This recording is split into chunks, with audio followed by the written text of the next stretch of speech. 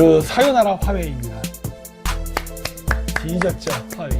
이미 반쯤은 떠나신 것 같던데요. 그러니까 중흥전자라고 있잖아요. 네. ZTE. 네. 얘네들도 지금 맛이 같거든요. 네네네. 근데 원래 ZTE를 공격할 때 이미 화웨이를 염두해두고 공격한 거예요. 아, 그러니까 ZT 먼저 잡고 그 다음에 이제 큰 거를 잡으려고요. 대어를 잡기 위해서. 이 화웨이가 이기면 우리나라가 얼마나 위험해지는지는 아예 얘기를 안 해. 얘네들이. 네. 화웨이가 이기면은 우리나라의 모든 정보, 5,200만 국민의 정보가 신상이 다 털리고 심지어 온갖 그 뭐랄까 마음에 안 들면은 모든 금융거래까지도 끊어버릴 수 있는 그런 사태가 올 수 있거든요. 그러니까 결국 사이버 공격에 우리가 완전 노출된다는 그럼 말씀이시죠? 미국이 보통 어떤 식으로 그러면 이런 나라들을 조져버리냐? 중국 제품이 싸잖아요. 네. 근데 이미 미국은 그 중국 제품에 대한 원가 회계가 다 정보가 분석이 끝났을 겁니다. 네. 그거 아세요? 3대 회계법인? PwC, KPMG, 어니스트형. 이게 세계에서 큰 세계 회계법인인데 네네. 웬만한 나라 다 들어있어요. 우리나라도 들어와 있어요. 우리나라도 이 세 개가 들어서 우리나라의 모든 회계를. 그러니까 실질적으로 미국이 전 세계의 모든 국가의 기업은 다 쳐다봐요. 실질적으로. 마음만 먹으면 쳐다볼 수 있어요. 자, 근데 이게 왜 중요하냐? 회계 회사가 하는 게 뭐예요? 맨날 세금 계산하고 원가 계산하고 이런 재무제표 보는 그렇죠. 거잖아요. 예. 얘네들은 이미 중국의 재무제표, 즉 이 물건이 만들어지는 모든 공정에 따른 가격이 어떻게 나온다는 단가를 다 알고 있다고. 이걸 컴퓨터로 연동해서 분석하잖아요. 그렇기 때문에 예를 들어 원자재가 얼마 오를 때 중국 제품이 얼마큼 가격이 상승하다 이런 게 다 연동돼서 컴퓨터로 알 수가 있어. 그러면 어떤 부분을 건드리면 얘네가 버틸 수 없다라는 게 딱 나오는 거예요. 다 연결되게 다 가상 시뮬레이션을 만들어낼 수 있다고. 자, 이게 중요한 이유가 뭐냐? 그러면은 여태까지 관세를 공격해서 관세만 집중했잖아요. 이제 이거를 해서 하면 어떻게 되냐? 로열티를 내야 돼요. 로열티를 올리는데 로열티를 아마 관세에 준하게 올려버릴 거예요. 그러니까 그 제품의 단가가 예를 들어서 관세를 안 붙였을 때 중국 제품이 100달러였는데 네. 관세를 붙였을 때 150달러였다. 그럼 150달러가 붙게끔 로열티를 붙일 거라고. 숨만 간신히 쉬고 살 정도로만 네, 남겨주는 거예요. 현 시스템에서 네. 현 시스템에서 150달러가 될 수밖에 없어 로열티 때문에. 네네. 그럼 이게 150달러 안 팔리니까 중국 애들이 100불이라든가 적어도 130불까지 낮춰야 되잖아요. 그러면 이 가격을 낮추려면 어떤 문제가 발생할까? 어떤 문제가 발생해요? 인건비 깎아야죠. 왜? 여기서 중국 애들이 생산 효율화 시킬 때 미국이 네. 쓸 방법이 뭐예요? 원자재 상승이라고. 네. 그럼 원자재를 비싸게 사야 되기 때문에 그리고 비싼 로열티를 물어서 제품을 만들기 때문에 결국 제품 가격을 깎을 수 있는 건 내부적인 문제를 깎아야 된다고. 그러니까 인건비를 깎는 거예요. 인건비 깎을 게 어딨어, 솔직히. 원래 깎을 게 네, 없으니까. 원래 낮잖아요. 더 깎았다가 중국은 망하는 거예요. 그러니까 내가 이거는 안 되는 구조다예요. 그러면 요즘 원가, 그러니까 원자재 값 올라가는 것도 이런 맥락이에요? 그래서 내가 원자재 가격이 올라간다는 얘기를 네, 하는 거예요. 계속 왜? 올라가고 있잖아요. 그래야 중국을 죽일 수 있거든. 그러면서 뭐 아프리카나 이런 데 투자된 돈도 뽑을 수가 없고. 그렇지. 대박이다. 근데 이 메커니즘 딱 보고 이거 함정 걸렸다 야. 드디어 물었네. 그러면 손 안 대고 코 푸는 거네요? 저절로 망하게 하세요. 네. 저절로 망하게. 시진핑 한다고 했지? 네, 이렇게 하는 거거든요. 안 망하려면 진짜 사작 기던가. 아니 근데 안 망하는 게 망한다니까 이거. 네. 무조건 망해. 대박인데? 네, 이게 일본은 피해 나갔어요. 네. 일본은 교육 수준이 높고 일본 국민은 일치 단결을 잘했고 그 다음에 이제 플라자 합의에도 불구하고 일본은 스스로의 기술 개발을 많이 해서 네. 그런 위기를 극복했는데 미국 이번에 안 될 거예요. 이게 화웨이 재판을 보면은 알게 될 거라고 봐요. 화웨이가 남의 걸 훔치기도 했지만 자신이 스스로 개발한 특허도 있거든요. 네. 이번에 미국이 달라 그럴 거예요. 그럼 기술도 내고. 뻔해. 분명히 미국은 요구할 거예요. 그 특허 기술 내놔. 그래도 하웨이는 안 살려줄 거 아니에요? 그러니까 1000몇 개 정도의 특허 기술이 있어요. 네. 그거 그대로 내놓으라 할 거야. 뺐고 거기다 이제 미국이 인수했으니까 그래서 로얄티를 붙이겠죠. 네. 그리고 미국이 과거에 그 중국 애들이 훔쳐갔던 기술 거기에 대한 벌금도 내고 로얄티 네. 내겠죠. 이런 걸 다 붙이면은 중국 제품 자체를 살 수가 없다니까. 비싸져서. 네. 그냥 죽이는 거야. 따라서 원자재 가격을 미국이 올리면서 중국을 옥죄는 방법이 최고의 방법이거든요. 전체적인 무역 전쟁의 메커니즘을 못 읽으면은 이러한 이 꼼수를 못 읽어요. 근데 이거는 방법이 없어요, 솔직히. 그러네요. 그리고 그 3일 전인가 그 회의가 있었어요. 네.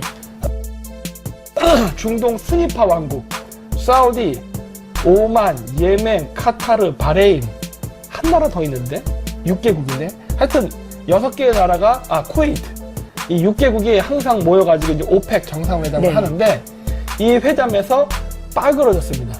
카타르 때문에. 네. 왜요? 네? 왜? 당근이 쌓인 거야. 전쟁 때문에. 그래서 카타르 공항이 오지 않고 막 이런 네. 일이 생겼는데 일단 전체적으로는 감산에 합의했어요. 석유 생산을 줄이겠다는 거예요. 네, 그럼 네. 국제유가 어떻게 될까? 올라가죠. 올라가죠. 원래 지난번에 사우디에서 증산한다고 했었잖아요. 그래서 네. 살짝 떨어졌었잖아요. 네, 이제 감산 쪽으로 가야 돼. 그 원자재 기름이 왜 중요하냐? 네. 예를 들어서 내가 원자재 가격 올리겠다고 뭐 콩나물 가격 올리고 뭐 밀가루 가격 올리고 이거 번거롭거든. 네. 세계 무역은 특히 동북아시아는 수입에 의존하기 때문에 원자재만 올리면. 원유, 네. 기름값만 올리면 자동적으로 올라가게 돼 있어요. 그렇죠. 미리고 쌀이고 다 수입하기 때문에 따라서 국제유가를 통제하는 게 원자재 가격 올리는 가장 쉬운 방법이에요. 그럼 이번에 원유 값을 올리는 건 결국 중국 잡겠다는 당연하죠. 거네요. 그 러시아는요? 러시아는 네. 괜찮다니까? 내가 이제 얘기했잖아요. 항상 이제 거기는 안전빵이니까. 러시아랑 미국이랑 시업을 봐서 네. 싸봐. 응. 그랬다가 또 뭐 하면 이제 러시아도 그렇죠. 살짝 건드렸다가. 네. 그래서 이란도 이번에 경제 제재를 해서 이란 자체 생산을 못하게 막아버렸다고. 네. 이란 석유 사지 마 이렇게 한 거라고. 그 이것도 일종의 감산이야. 네, 그렇죠. 그리고 오펙도 감산하겠대. 그러면은 국제유가는 당연히 올라가게 되는 거란 그렇죠. 말이야. 중국 어떡하뇨? 아니, 우리도 걱정해야 되는데? 이게 남의 얘기가 아니라 사실 우리 얘기도 해요.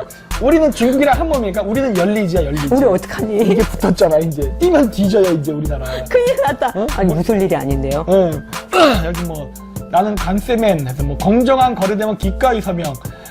안 해도 된다니까? 사실 미국은 이거 중요하지 않아. 관세는 미국이 약속대로 안 매길 수 있어요. 네. 약속대로. 다른 거에서 매기니까 문제죠. 그러니까 전혀 문제가 없어. 진짜 매겼네. 한 방 매겼네. 이제 화웨이가 이제 아주 굉장히 대표적인 이제 본보기가 될 거예요. 그래서 내가 화웨이를 이제 중요시 여기는 거예요. 미국이 이제 기술을 한대. 자, 여기까지 아까 날짜가 보면 며칠이야? 12월 4일 날 조약을 네. 맺고 12월 5일까지 그런 일이 있었던 거예요. 네. 자, 그건 이제 미국이 그 당시 어떤 일을 했느냐? 자, 일단 12월 4일 그 조약을 맺던 당시에 네. 미 재무부 저 여자 자꾸 나와. 네, 자꾸 저 나오더라고요. 무서운 여자예요, 저 여자. 하여튼 저 여자가 보안뉴스에도 자꾸 나오더라고요. 금융기관들의 혁신적인 조치, 북한의 불법 활동을 적발하겠다는 얘기했어요. 네. 이건 이미 다 증거 잡아놓고 한 일이거든. 근데 이게 의미가 있는 게 뭐냐? 그 최근에 미국이 중국에 대한 공세를 잠시 멈추고서 유럽으로 고개를 돌렸습니다. 네. 그래가지고 요즘 마크롱도 조지고 있지? 노란 조끼 운동. 네. 뭐 이건 달걀도 맞았어요? 아 그래요? 네. 마크롱이 지금 많이 그 몰리고 있는데 그것뿐만이 아니라 또 뭘 볼 수 있냐면은 프랑스의 정치인이 북한 간첩 활동하다 이번에 체포됐죠? 네. 그랬고 프랑스의 은행이 대북 송금에 연계돼 있다가 이번에 벌금 뒤지게 맞았습니다. 그리고 또 뭐가 있었냐면은 프랑스가 유럽의 유엔에서 미국의 그런 독보적인 행동에 제보를 걸고자 어떤 움직임을 했었어요. 네. 그러니까 프랑스가 항상 딴지를 놔 지금 보면 이런 일들이 있었다고. 그래서 프랑스가 온갖 문제가 됐는데 걸리고 있어요. 그리고 또 아마 한국은 잘 모를 수 있겠지만은 한 3주 전일 거예요. 네. 르노 닛산 르노라 그러나? 아, 예. 거기 그 회장이 이번에 체포당했습니다. 아세요? 닛산 르노라고 부를 거예요. 그 회장이 프랑스인이에요. 걔가 이번에 체포당했어요. 그래갖고 조용 4년 전부터 비밀 수사를 해왔어. 네. 회사 내부에서 직원들이 그 회장을 조사했어. 와, 가 이거 있었던 거예요? 골 때려. 그래가지고 조사를 해가지고 회장이 그 자금 이용을 하고 이상하게 돈을 쓰고 해가지고 그래서 기다려서 자료를 딱 모았다가 비행기 탁 도착하자마자 도쿄에 네. 바로 검찰이 들어가서 체포해서 그냥 바로 그냥 감옥을 갔어요. 그럼 문제는 이제 그 돈이 어디로 갔느냐. 이제 그걸 조사하고 있는 거예요. 근데 이게 이미 다 정황을 다 가지고 있는 거죠. 그렇겠죠? 전부 프랑스야. 그래서 프랑스를 이번에 그러니까 이번 한 달 동안에 대대적으로 때려잡았어요. 그럼 거기엔 북한과 중국이 연결. 아, 당연히 연결돼 있죠. 연결돼 있어. 그래가지고 이걸 보면서 내가 우와 그런 거야. 프랑스 좋댔네. 나 그랬다고. 그래서 미국이 중국을 때리다 잠시 멈춘 사이에 어딜 가냐? 프랑스를 다다다다 까버렸어. 그래서 막 은행, 정치, 뭐 마크롱, 뭐 하여튼 뭐 그 다국적 그 프랑스계 회장들 막 체포하고 난리를 쳤죠. 그러니까 프랑스 항상 미국의 그러한 그 패권 정치에 딴지를 놨던 나라라고. 네네. 이번에 대통 당하는 거지. 그냥 국제 코멘터리까지 싹 다. 이번에 그래서 마크롱이 어떻게 될지 모르겠네.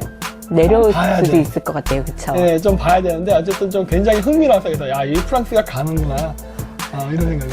저기 트럼프 탄핵을 이렇게 해서 총을 딱 쐈더니 튕겨서 마크롱한테 가는 거 아니에요? 네, 그러니까. 그래서 쭉 봐야 돼. 그리고 트럼프가 뭐 탄핵당한다 어쩌는데 별로 중요하지 않다니까. 네. 트럼프가 쫓겨나면 펜스가 나와요. 펜스 부통령. 얘 더 무서운 놈이야. 강력하죠. 네. 그래갖고 오히려 건드리면은 터져요. 안 건드리는 게 좋을걸? 나는 그런 생각 하거든.